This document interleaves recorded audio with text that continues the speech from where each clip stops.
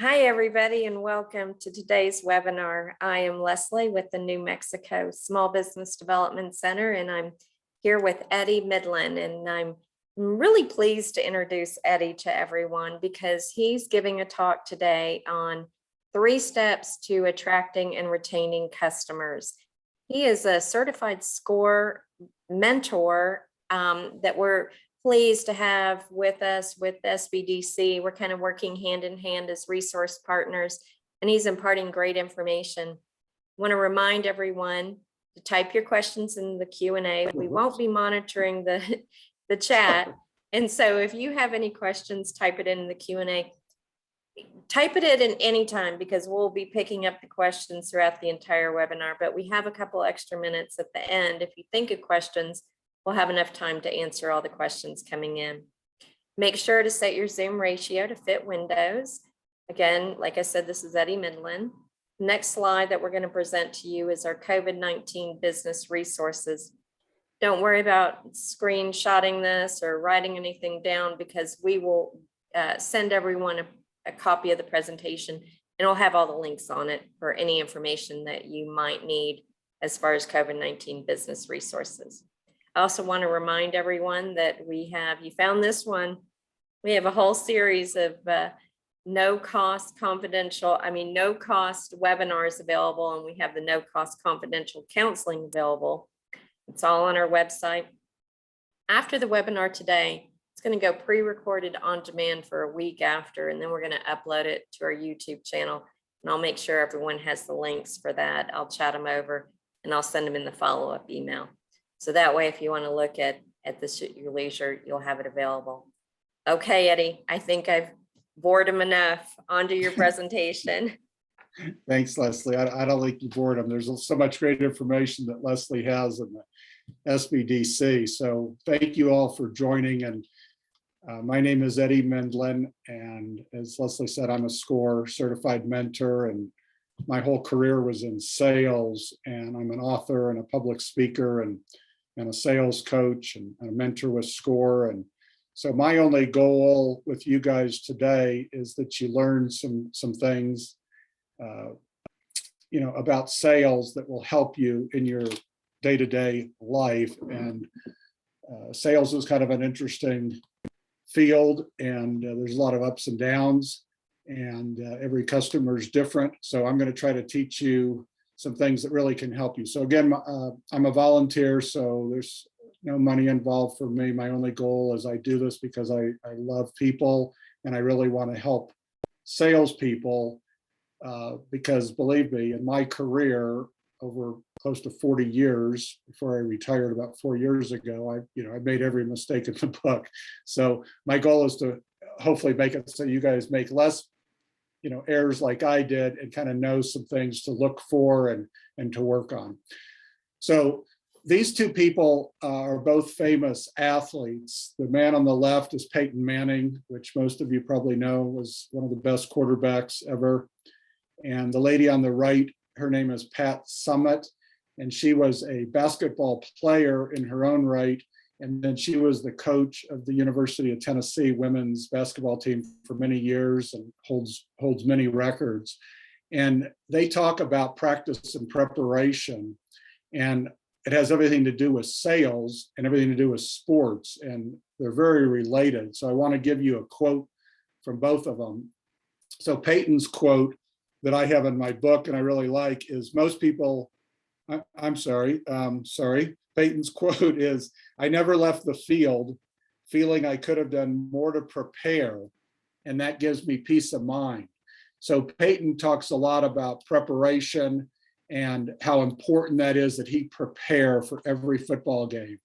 Now, Pat, the lady on the right, her quote that I love so much is, "Most people get excited about the games, but I have to get excited about practice because that's my classroom." And this is obviously critical with sports, but it's the exact same thing with sales and really business. As we, as professional salespeople, all of you, or if you own a business and you have salespeople, you have to practice and you have to prepare for every sales call, meaning face-to-face, every video call, every phone call, email, text. I mean, there has to be a purpose to each of these things you do. And I'm going to tell you this also, that if you follow some of the things I'm talking about in this 40-minute or so presentation, you will be way ahead of your competitors, because most people in sales and most people in business really, never do any of this. I'm going to talk to you guys about the art of selling. Most people don't realize that there is an art to selling. Now, I'm going to touch on three main things, and there's a lot more to it, but the point is, it's not just going out and telling somebody about your product. There's really an art to the whole process of being a fantastic salesperson. I'm going to talk to you about the importance of a coach, which is one of the things. I mean, I am a coach now, but when I was in sales and when I started in my early 20s, through my whole career, I had coaches, multiple coaches, and people that I got advice from. And the reason for that is because you can't see what you're doing wrong. And you need to have an ongoing relationship with someone at SBDC, someone like me at SCORE, someone in your community, wherever you happen to live. It doesn't matter, but you've got to have somebody that you can bounce ideas off of. And again, people say, or I should say, I say often when I give talks in person, and I'll do it here, is people say, well, why do Peyton Manning and all these very wealthy pro athletes have coaches? Well, because they like making millions of dollars every year. I mean, that's the reality. And they're not bashful about asking for advice. And they are smart enough to know that they literally cannot figure out lots of times what they're doing wrong. And that's where a coach comes in. So I hope you all will think about having coaches, mentors through your career. So this is a cute picture, just, salespeople talking to each other. But obviously with the big arrow for the L, we want sales to go up. A lot of people think that sales is just about getting new customers, but I can promise you the retention of clients is absolutely critical. It costs a lot of money and a lot of emotional energy to go get a new client, starting from the beginning, starting from scratch. So you absolutely have got to take care of and nurture the clients that you have and take really good care of them and make sure that they're happy. So retaining clients is a very important part.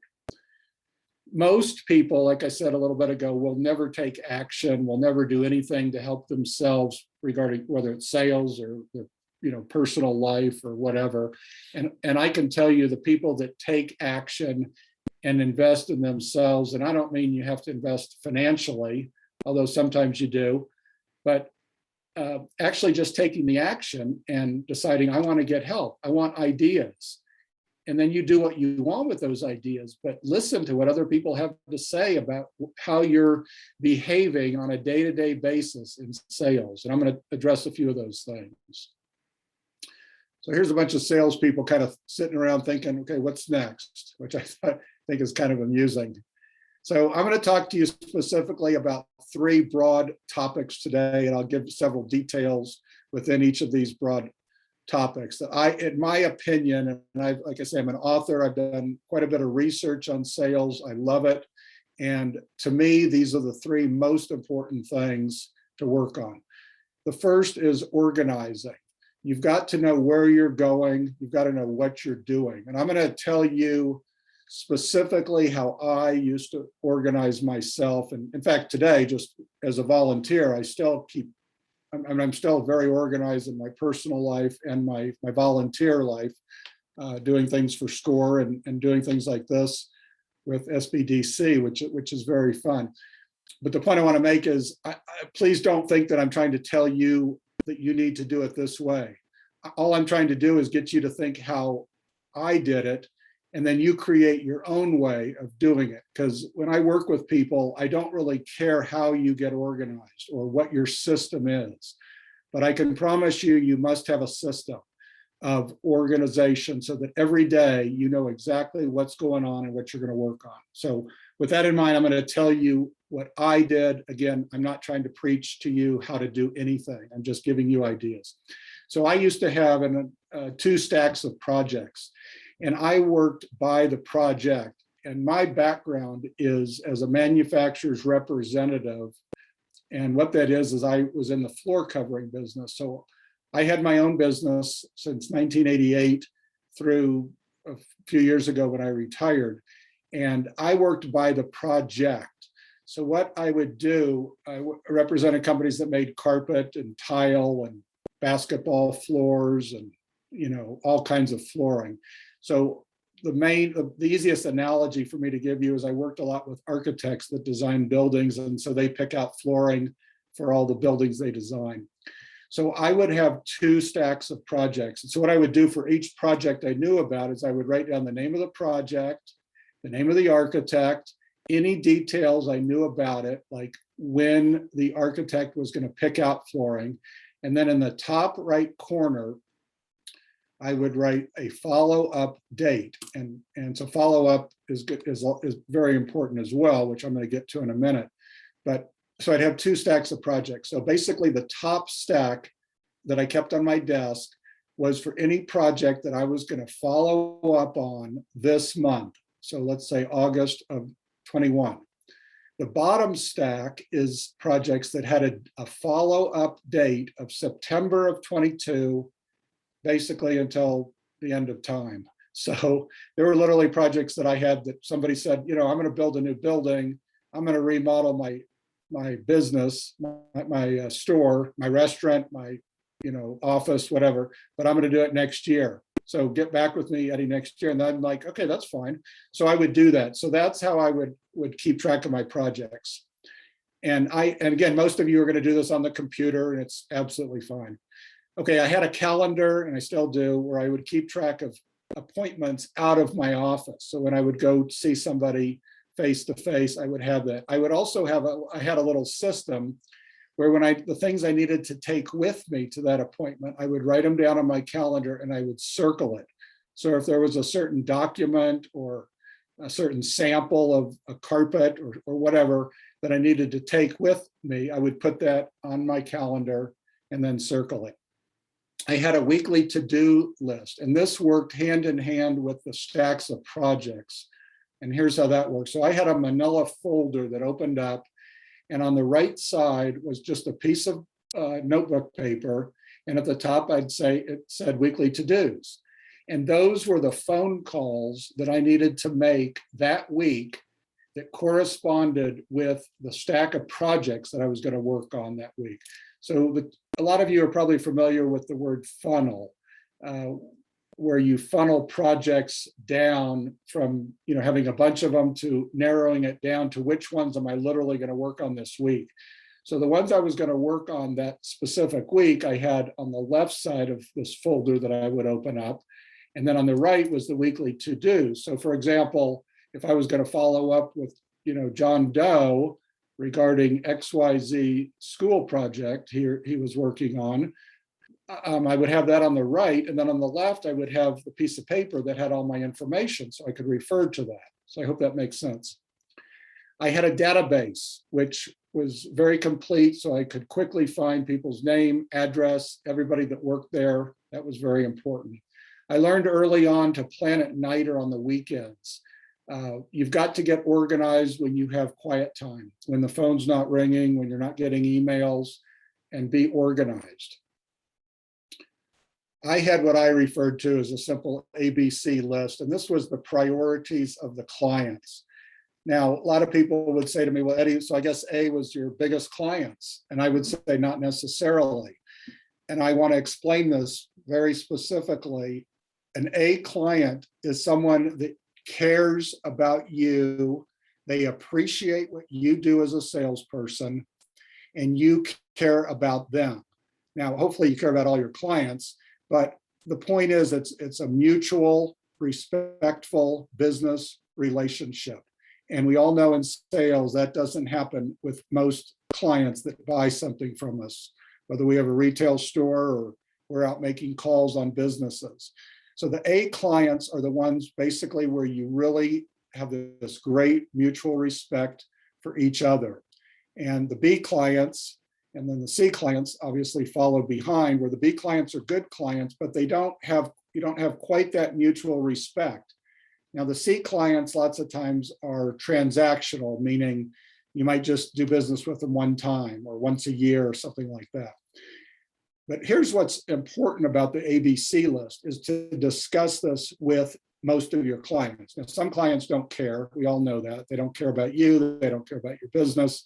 They're just looking for the cheapest price or whatever. They're just don't care about you. And that's just inevitable.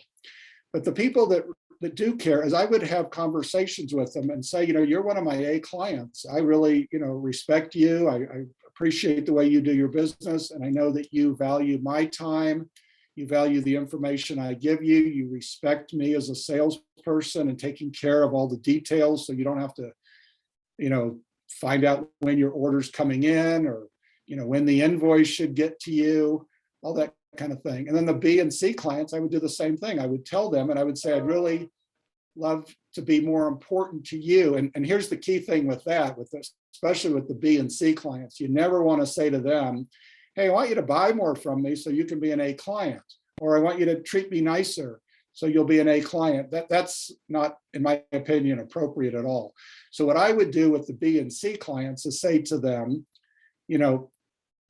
I want to move you up to one of my most important clients, and how can I improve my service to you so that we will be more important to each other? In other words, you put the responsibility on you, but the point is the customer, if they're smart, is they're going to get the drift. It's like, wow, this man or woman wants to have a better business relationship with me. And some of them will go for it and some won't. But my point to you is to have a nice conversation with each of them and tell them you want to improve. In other words, I, as the salesperson, want to do a better job. What can I do to earn more of your business? Okay, be efficient. That's kind of all these things we were talking about. And that's one of the characteristics that I have is I'm highly efficient. Now, I have a lot of things that I'm horrible at, but all I'm really talking to you about on this slide or this presentation really is the things that I'm good at. And so be aware of what you're good at and what you're not good at. And I think I'm going to get to it later is focus on the things that you're really good at, which is hopefully sales. And, but get help with those kinds of things as well. So you want to be efficient with knowing what you're doing all the time. One of the best compliments I got, and I got this fairly often, is people would say to me, and this was not at the beginning of my career by any means, because I worked my off the first many years. But after a while, I got in a groove, and it was, I don't want to say easy, but it was, it wasn't hard, let's put it that way, because I was so organized that I always knew what I was working on. I was always finding out about more projects, and the stacks of projects kept growing and growing, which is a wonderful thing to know that you have things to work on tomorrow, next week, next month. So people would say to me, you don't seem to work that much. And I took that as a compliment. And I know that they were probably a little jealous, but I would go play golf in the afternoons or go work out. The next topic I want to talk to you about is follow-up, which, we talked about a little bit. And like I say, these things go hand in hand, follow-up and organization. And I want to explain to you how to ask someone when to follow up with them, because like I said, I made most of these mistakes. So I used to kind of guess on each project or each prospect when I should follow up. And I made a lot of mistakes and probably irritated people. I mean, I know I did, because I would follow up too soon. And so you don't want to follow up too soon. So again, just ask them, say, when would you like me to follow up with you?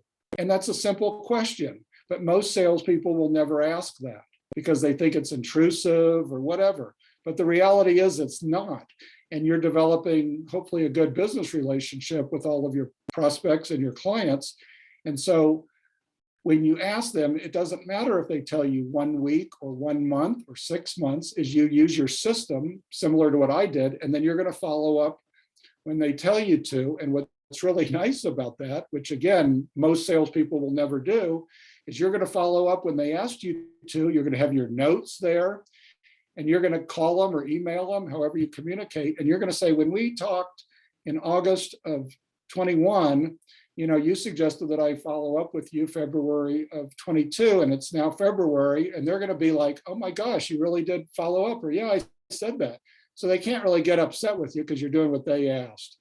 Stay in touch with everybody. Some people think, oh, this person's never bought from me, or they're not going to buy from me. That doesn't mean you should not stay in touch with them. To me, the only people you don't stay in touch with are people that are mean, disrespectful, rude, whatever, treat you poorly. Life's too short for that. So I don't care how big a prospect they are. If they're not a nice person, well, I mean, you want to try to get rid of them. But the point is, stay in touch with everybody, because some people can be great sources of leads for you, but they may never buy something from you. You want to be one step ahead of your clients. So in my business, let's just use carpet, which we all understand, is so let's say a shipment of carpet was supposed to come in today or this by the end of this week. Well, I would do my homework and I would check on it with the carpet mill. And they would tell me, sorry, it's been delayed. We had a problem with the machine, or we had a problem getting the yarn. There could be a multitude of things. The point is, I would tell the client as soon as I knew there was a problem, I would let them know. Even if there wasn't a problem, I would email them or contact them and say, everything's on schedule. Your carpet should arrive this Friday. And I would absolutely stay on top of it. So don't be, I know nobody wants to hear bad news if something's delayed or there's a problem in shipping, but the point is you want to tell them, because when a customer has to take their time out of their busy day to call you to find out something about a shipment, a delivery, where's the invoice, that's your job and our job as the salesperson, so that they don't have to deal with it. Be prepared. Again, these are the things we're talking about, is try to think what's going on in my client's head. What are they dealing with? What can I do now or tomorrow to help make this transaction easier for them? So try to think of those things. I want to talk to you about what I call the 20-80 rule, but I'm also going to talk to you about the 80-20 rule, which a lot of you might be familiar with. And the 80-20 rule is that 80% of your income will come from 20% of your clients. And that's powerful. And that's pretty much across the board. I don't care what product you're selling. So keep that in mind when you're selling, is you really do need to spend a whole bunch of time. And that's where the A, B, C list comes in, is you've got to really baby and take care of those A clients. Now, the inverse of that is the 20-80 rule. And what I have found with, and myself too, and most salespeople, is 20% of what they do on a daily, weekly, monthly basis will bring them 80% of their profit or commission or income, however you want to look at it. So what I'm suggesting you do is two things, is, with the ABC list, number one is really, you've got to focus so much on those A clients, because that's how you're going to make your income. But then also think about what you personally are doing every day, whether it's social media, whether it's phone calls, whether it's a newsletter. I mean, just whatever you're doing. I mean, and it's just inevitable that some of the things we're doing are not bearing us fruit. So take a look at what you're doing every day. I want to tell you about a big project I sold by staying in touch. And that's why the second point on this slide is stay in touch with everyone. So I mentioned that I used to deal a lot with architects that design buildings. So one specific architect, I had dealt with him for 10, 15 years, and I had made a small amount of money. But he was a nice person, and I really stayed in touch with him. And then all of a sudden, one day he calls me up and says, Eddie, I've got this big office building that I'm doing for a private client. We're going to remodel the whole building and do some design work and move walls around and whatever, but I want you to handle the whole flooring project for me. And I said, oh my gosh, that's great. So this was a negotiated project, meaning it wasn't like a bid or anything like that. I mean, I was very fair with them and everything, but the point I want you to make is I got this project because I stayed in touch with them. I guarantee you, and I never really discussed this with him, but I know that because he trusted me. And that is such a huge part of sales, is trust. In fact, statistics show that you have to see somebody face to face 5 times before they'll ever begin to trust you. Now I want to talk about the psychology of sales, which is the third most important. I shouldn't say third most important, they're all important, but the third topic. And I love psychology and I've always liked it. And I think one of the reasons I was good at sales is I really do, I'm intrigued by people. I mean, I love to learn about people, their families, where they've worked, animals they may have, and those things all come into play. So the number one thing in psychology, which again, most people will not do, is work on yourself. And it's not an easy thing to do.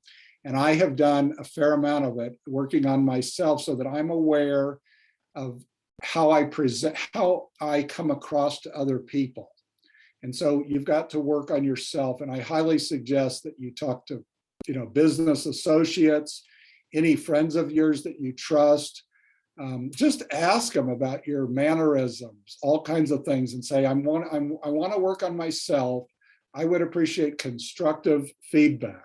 And like I say, it's hard to sometimes take that, but what I suggest you do with those people is have a pen and paper and just write down what they say. Now, working on yourself, to me is a lifelong thing that we all have to do, or hopefully do.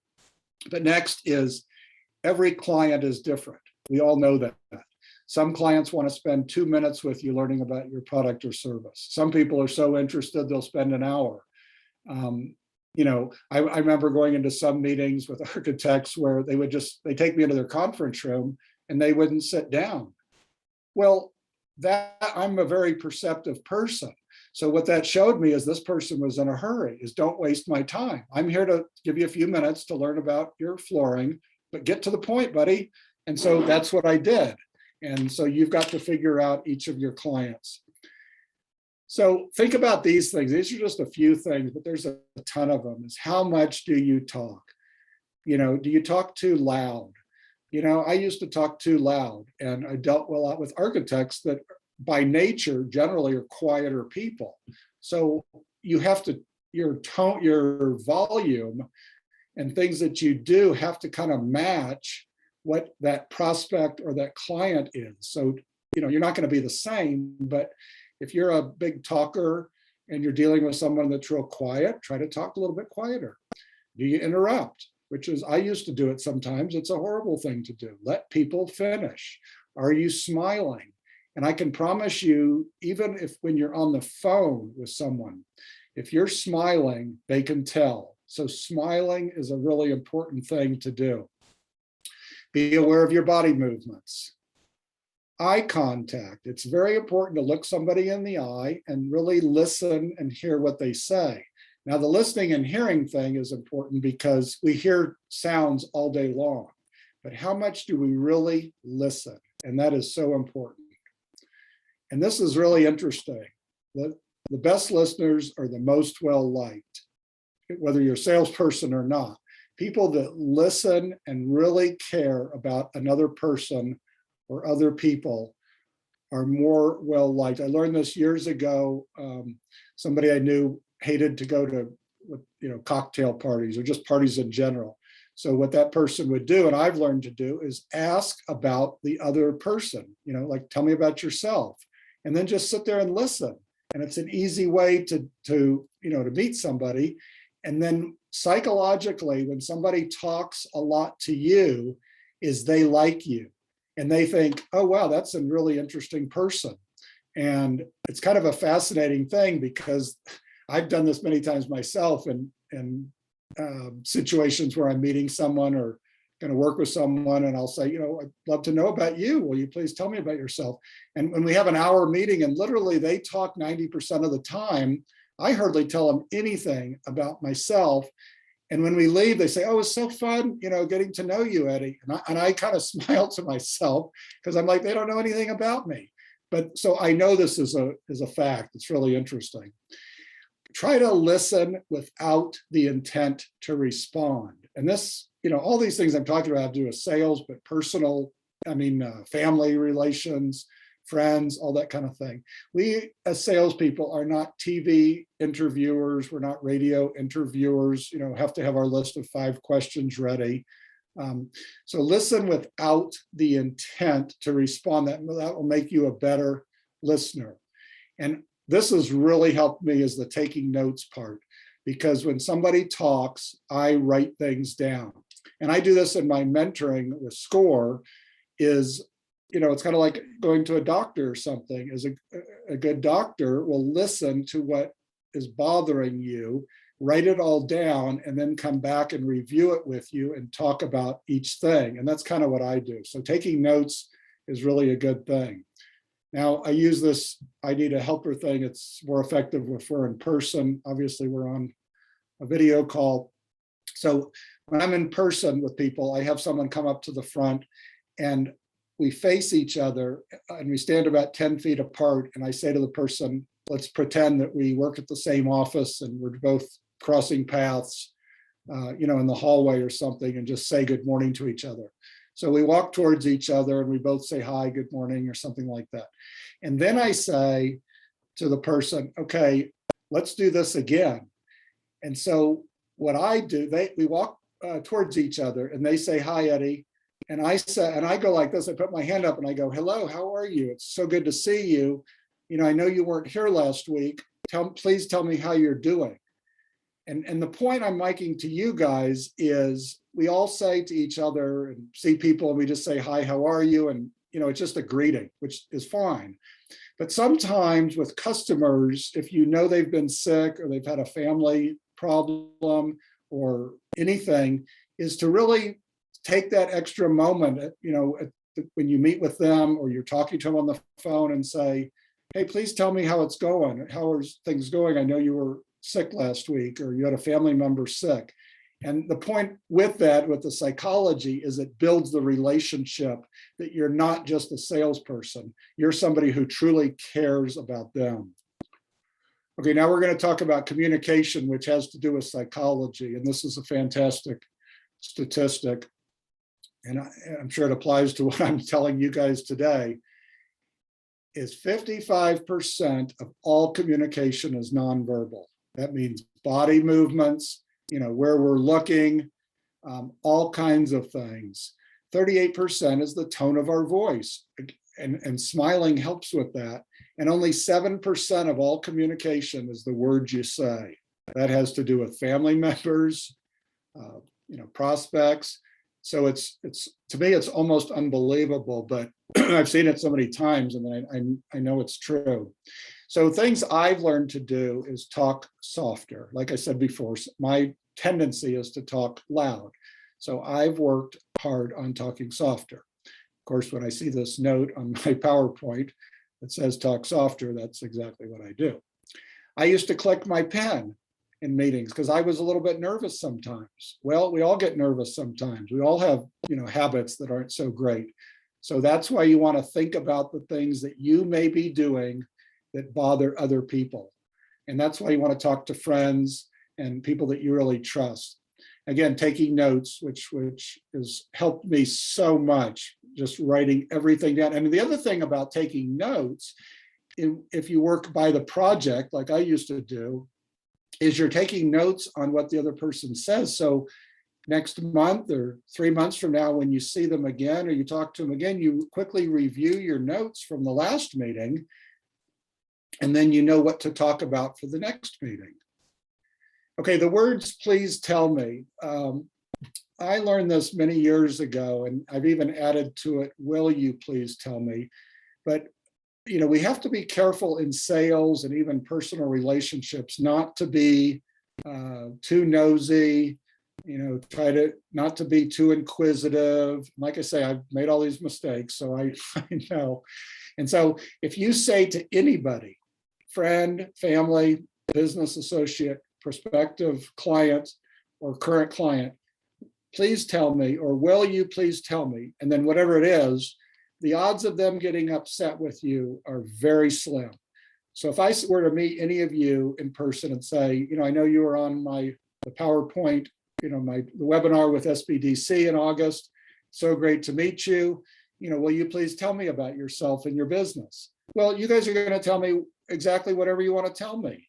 And you're not going to tell me anything personal unless you want to. Now, if you want to tell me something you're struggling with in sales, that's fine. But it's not an invasive way to ask a question. And so we as salespeople have to be very cautious the way we ask questions. And again, how is that interpreted by the other person? Is he or she being too nosy? So the words, will you please tell me, are very powerful. The words so that, or the word because, will help you state the benefit. So let's use an example. So I'm selling computers, let's say, and I say, this is the best computer for you. You should buy it so that you will feel really organized in your work. This computer is going to help you get so organized. You should buy this computer because it will make you feel good. So the point I'm making is, if you use the word so that or because, it will help you state the benefit. Now, we all know there's features and benefits with every product. Anytime you talk about a feature of a car or anything, you need to state the benefit to your prospect so they know, okay, it's got these features, big deal. But then you have to explain why that's important. I am a juggler, not by any means a professional juggler, but I do know how to juggle. And I use this when I'm face-to-face, giving talks in person. It's a little awkward to try to do this on a video. But what I want to tell you, several things about juggling, is it gives me confidence. And I suggest that you try to think about things that you know how to do that most people don't know how to do, whether that's speaking a second language, being a great cook, whatever, it could be anything. But something that you're able to do. So I juggle during my talks, and I talk about how juggling has everything to do with sales. We're trying to keep track of all our clients. We're trying to keep, when do we do this? When do we do that? Life is juggling. We have to go to the grocery store. We have to go to the dentist. We've got to, do this. How do we keep track of all these things? And that's where the organization and the follow-up comes in. The other thing I talk to my clients about is passion, fun, and profit. And so each of you, to be a great salesperson, I feel you must have passion about the product or service that you're promoting and selling, because it's hard to sell something that you don't like. So that's number one. Number two is have fun when you're presenting. Now, I hope it's coming across to you that I'm having fun. I'm not doing this for pay. I'm doing this for fun because I enjoy helping other people become better salespeople. So I have passion about it. I have fun about it. Now, I don't make a profit, which it says that's not my goal, but for you all, it is.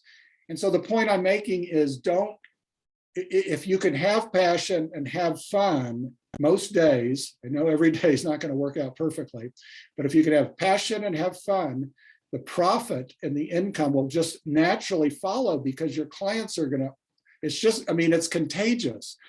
Contagious. I can't talk. Contagious. Sorry. So passion and fun, when people see that, now not everybody, some people don't care. Okay. But a lot of people are going to say, wow, he or she, really loves this product, is having fun telling me about it. It's like, I want to buy this. I want to do business with this person. A presentation without a demonstration is just conversation. Now, that's why one of the reasons I use juggling is, now on this PowerPoint, I have some cute little slides and, people and whatever on this. We all know that seeing a PowerPoint presentation where it's just words and the presenter just turns around or just reads the words, that's, in my opinion, a boring presentation. So you need to, I'm suggesting that each of you, whatever product or service you sell, is that you think about some way to demonstrate the features and the benefits, or how fun it would be. So when I was selling flooring, for example, it was pretty easy. I would always take in samples of products. Well, the natural thing for an architect or a building owner to do is to grab it and, touch it. And so I don't know what the products or services are you guys sell, obviously, but think about some way to demonstrate it. And so when I do my sales coaching and I'm out giving a talk, I juggle. And then I say, everybody's going to remember that he was the juggler. They will remember me by that. So try to think of some way so people will remember you. Okay, this is the last slide before we get to Q&A, and I want to end with this, is Philmont Scout Ranch and the scrawny kid survived. So that's not a picture of me, but it's the analogy I want to tell you about. So I am an Eagle Scout. I grew up in Kansas City. I live in Albuquerque now, and I lived here for a long time, but I grew up in Kansas City. And I don't know if you're familiar with Philmont Scout Ranch. It's in the northern part of the state in the mountains. And every year, thousands and thousands of Boy Scouts go there to hike in the mountains for 10-day treks. Now, I was a skinny kid growing up. And I was not as strong as the average 14 or 15 or 16-year-old boy. So it was harder for me to do that. Now, the reason I say this is because, and the scrawny kid survives, is we all face obstacles every day, every month, every year, whether it's personal or business, is how are we going to make money trying to work with this person? So what I do is I reflect back and I say, okay, Eddie, when you were 14 years old, you did this, which was hard for you.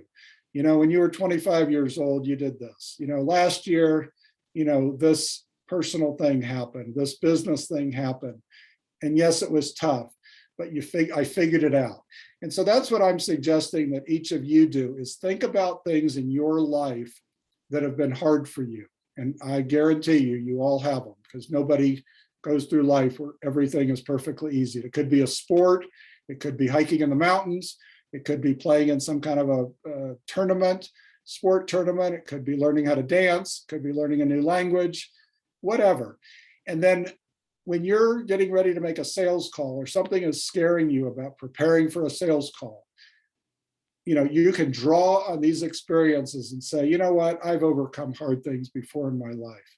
And so I do this still today. I mean, people think, oh, Eddie, I bet you're so outgoing and so energetic. You probably never got scared of. Well, yeah, I did. I got scared. Some people, I was scared of, or drove me nuts, or whatever. So my whole life have drawn on things that were hard for me. And that's what I highly suggest for you. So the 3 tips we talked about today, this is the review, is we talked about you must be extremely organized. You've got to know what you're doing and have a system. Again, I told you about my system. Come up with your own system, use part of my system and part of your system. I don't care, but come up with a system that works for you. Follow up with everybody and every project, every person. Stay in touch with them and work the way they want. Ask them, when would be the best time to get back with you? It's so powerful. And then the psychology of selling is working on yourself first, and then working to try to understand each of your clients, work on your communication skills, things that you may be doing in a meeting that are bothering people, become a better listener. And so that's basically it. So Leslie, we're ready for questions and answers.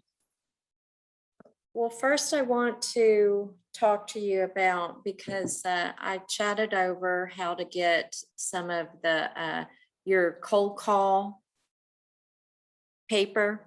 Yes, ma'am. And that I chatted over the link to our website that has it up there. But again, and I say it every time, and I have been in selling retail for years and years, but even cold call is just, I mean, even if you're going out, but even when people come in to your store, can you talk to us about cold calling? Because that is scary.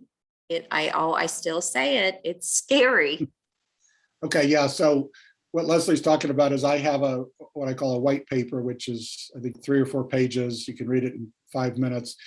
It's step by step how to do a cold call. So I'll give 2 scenarios, because I know some of you are retail and some were more like me, where you're calling on businesses, that type of thing. So if you're calling on a business, I don't care if you're calling on dentists or you're calling on lawyers you're calling on schools or churches, is when you walk into a building, the only thing, your only goal is to meet the receptionist, the secretary, whoever greets you first. That is your only goal, period.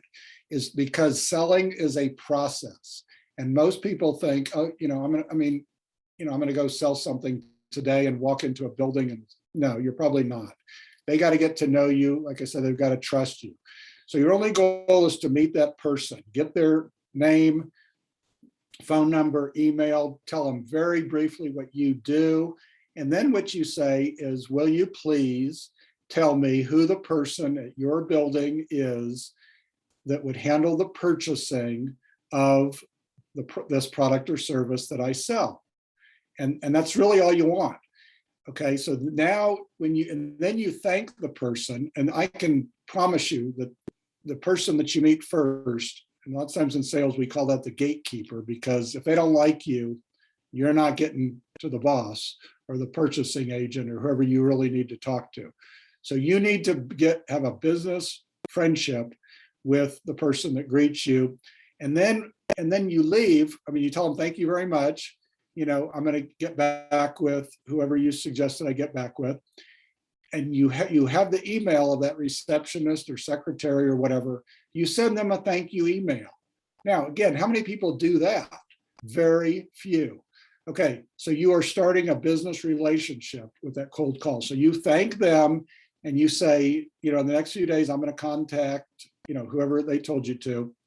And then you email, call, whatever is appropriate, the person they suggested, and you actually use the name of the receptionist or the secretary, and you say to the person that's the purchasing agent or the buyer or whatever, is, good morning, my name is so-and-so, I was in your office building last week and I met with, and then you say the person's name, and he or she suggested that I contact you. Well, people are much more likely to meet with you, respond to your email, if they know you've already been in their building and you've talked to somebody else. Now, the other thing they may do is, and they probably will do, is they will probably contact that secretary or receptionist and say, hey, this person sending me an email wants to meet with me. What did you think of them? And so that's why it's so important to be really nice to that person. So that's with the cold call. So you're going to get this white paper. Now, if you're in retail, let me say this. I know some retail people that make over $100,000 a year. And the reason they do it is because they have a system, not what I did, but they know all their customers. So I'm going to give you an example. One lady works at a ladies' clothing store, and she makes a lot of money, but she has records for all of her customers. So, and she sells dresses and shoes and all kinds of things. So she knows each customer, and then she knows the ladies that are in the lives of her customer, meaning her children, grandchildren, whatever it may be, and birthdays. She knows all that. So she has incredible system. So that's number one. If you're working retail, is absolutely keep track, just like I talked about earlier in my presentation, keep track of your clients. Now, when you go to somebody walks in your store, if you're in retail, is, to me, the last thing you want to say is, can I help you? I mean, most people are going to say no. So you don't want to give somebody a chance to say no. So you say something like, just greet them like they're coming to your house. Hey, welcome to my store. Welcome to my store. I'm so glad you're here.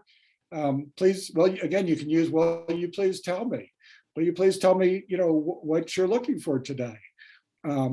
That kind of thing. So you want to try to be friendly. You want to try, introduce yourself if it's appropriate. If it's, again, I don't know what you guys are selling, but if you're selling high-end women's clothing, maybe you walk up to the person and say, hi, my name is Eddie, my name is Sue, whatever, and welcome to my store or our store.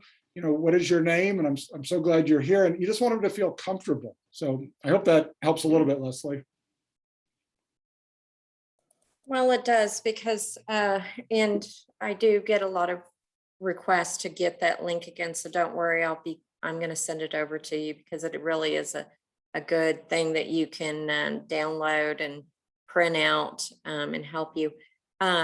I also want to tell you, oh, thank you for the instructional and personal insights. You got that. Someone is asking, and we do ask our presenters to have at least 3 references. So the attendees will have a different, some different books and authors to look at. Someone's asking, what books do you recommend to learn the psychology of selling? And I know we're kind of putting you on the spot on that, but if you don't have 3 different books you can recommend, could you at least tell us some of the strategies that you would look for if you're looking for something on the psychology of selling? For example, is there something specific that you think someone should key on or something like that? Okay, well, I'll tell you the best book. I shouldn't say the best book. I mean, I obviously haven't read them all, but Stephen Covey, Covey. He was a famous author, and he wrote a book called The 7 Habits of Highly Effective People. And to me, that's fantastic. So it's Stephen Covey, Covey, The 7 Habits. And if you just type in The 7 Habits, it'll probably pop up. I mean, he was a, sure, New York Times bestseller. And so he has these 7 habits that applies to personal life, applies to everything. The one I use the most, and I'm glad that question came up because I mean, I love psychology. I guess I could talk get sidetracked on that too, but I'll try to stay focused on that. So Steve Covey had 7 habits, and he talked about first, the one I like is first seek to understand, then seek to be understood.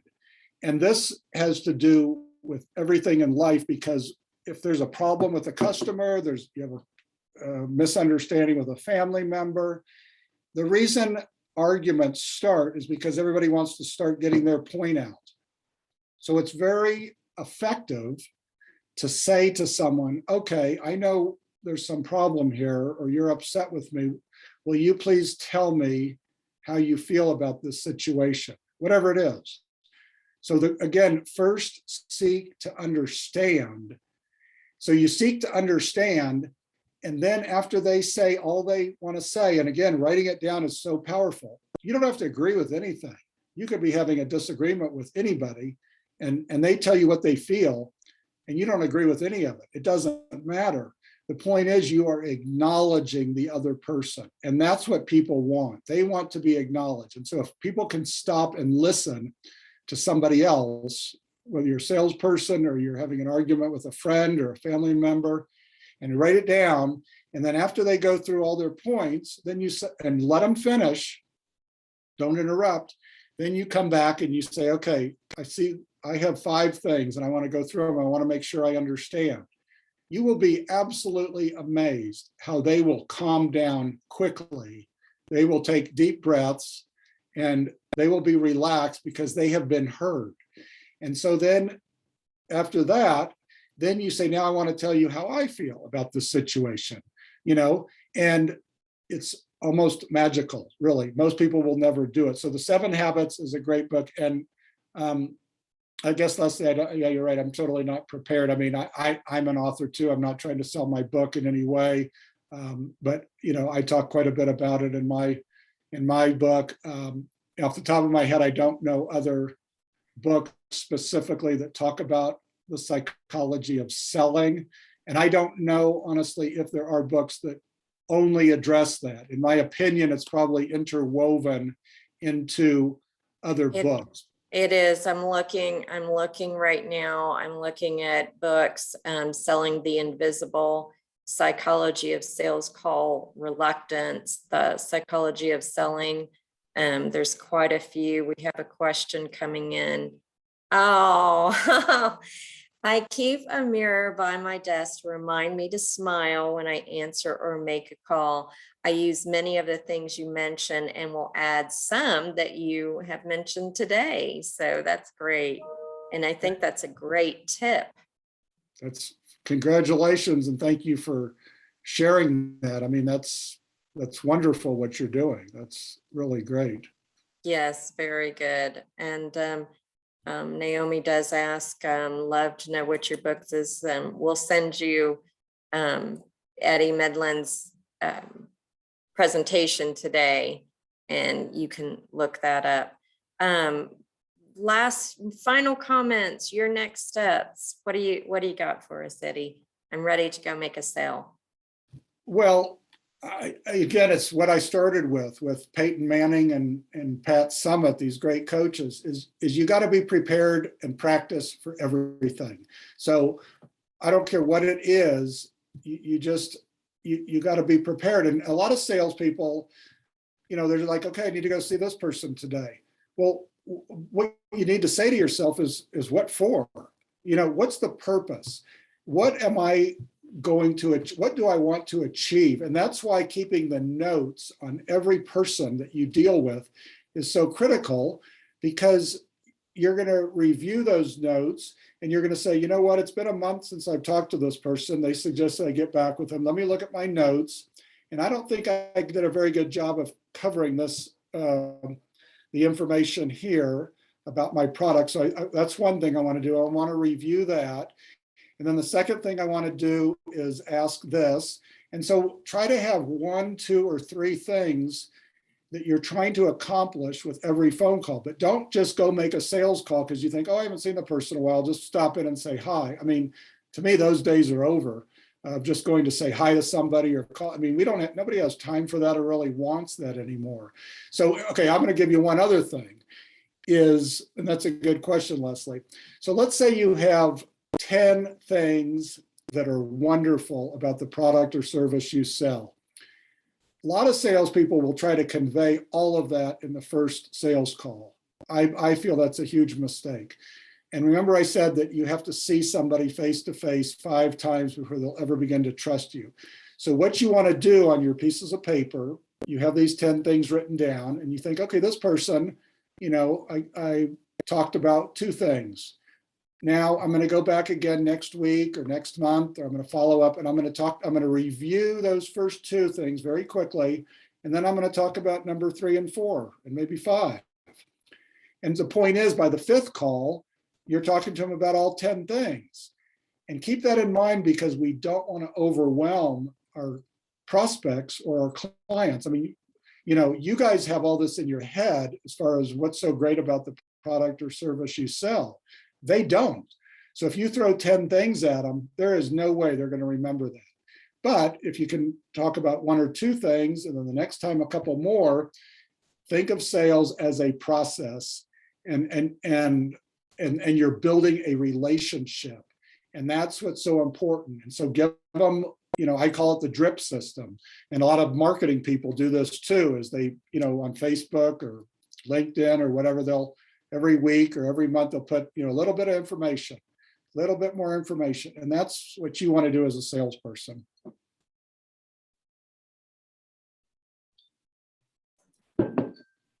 Awesome. Great information as always.